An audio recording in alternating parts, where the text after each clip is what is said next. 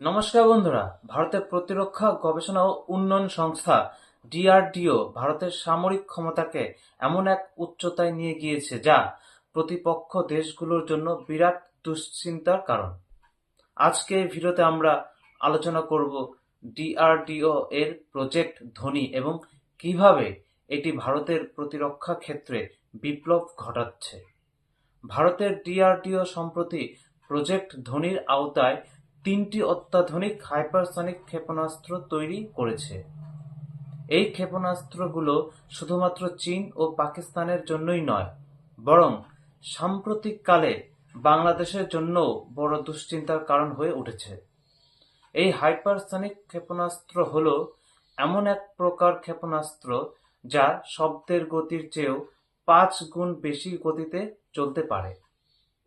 DRDO এর তৈরি এই নতুন ক্ষেপণাস্ত্রগুলো ম্যাক 6 গতিতে অর্থাৎ প্রায় ৬,২০০ কিমি/ঘন্টা গতিতে চলতে সক্ষম। এদের প্রধান বিশেষত্ব হল এগুলো রাডারে ধরা পড়ে না এবং সবচেয়ে উন্নত এয়ার ডিফেন্স সিস্টেমকেও ফাঁকি দিতে পারে। প্রজেক্ট ধনির আওতায় তৈরি হাইপারসনিক ক্ষেপণাস্ত্রগুলোর কার্যক্ষমতা অভাবনীয়।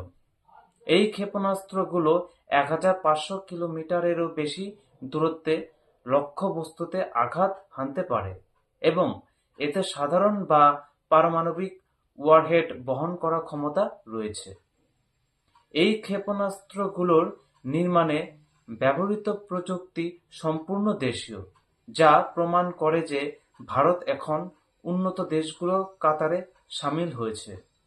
এতে ব্যবহৃত স্ক্যামজেট ইঞ্জিন, যা ব্রাহ্মস সেকেন্ড সুপারসনিক ক্রুজ ক্ষেপণাস্ত্রও ব্যবহৃত হয়, এই প্রজেক্টের মূল ভিত্তি। ডিআরডিও এর এই হাইপারসনিক ক্ষেপণাস্ত্রগুলো ভারতীয় সেনা, নৌবাহিনী এবং বিমান বাহিনীতে অন্তর্ভুক্ত করা হবে। এর ফলে ভারতের প্রতিরক্ষা ও আক্রমণ ক্ষমতা বহুগুণ বৃদ্ধি পাবে। এই ক্ষেপণাস্ত্রগুলো এত দ্রুত গতি যে এগুলোকে থামানো প্রায় অসম্ভব। এগুলো আরেকটি বড় সুবিধা হলো এটি মাঝপথে দিক পরিবর্তন করতে সক্ষম, ফলে লক্ষ্যস্থল আগে থেকেই অনুমান করা অসম্ভব। ভারতের এই সাফল্য পাকিস্তান, চীন এবং বাংলাদেশের জন্য বড় চ্যালেঞ্জ হয়ে দাঁড়িয়েছে। পাকিস্তান একবার ভুলবশত ছোড়া ভারতের ব্রাহ্মস ক্ষেপণাস্ত্রকে ট্র্যাক করতে পারেনি। এখন ভারতের হাইপারসনিক ক্ষেপণাস্ত্র আসায় তাদের চিন্তা আরও বাড়ল।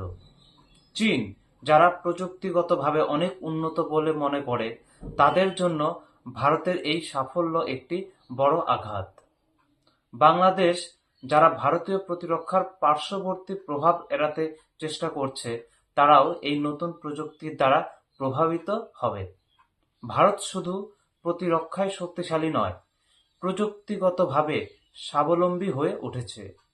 ডিআরডিও এর এই প্রজেক্ট ধনী ভারতের সামরিক ইতিহাসে এক যুগান্তকারী পদক্ষেপ। প্রতিপক্ষ দেশগুলো এখন চিন্তায় ডুবে আছে, আর ভারতের জনগণ এই সাফল্যে গর্বিত। বন্ধুরা, আজকের ভিডিও যদি আপনাদের ভালো লেগে থাকে তাহলে লাইক, শেয়ার এবং চ্যানেলটি সাবস্ক্রাইব করতে ভুলবেন না এবং আমার ফেসবুক আইডিটি ফলো করবেন। আমরা এমন আরও তথ্যপূর্ণ ভিডিও নিয়ে খুব শীঘ্রই হাজির হব। ধন্যবাদ।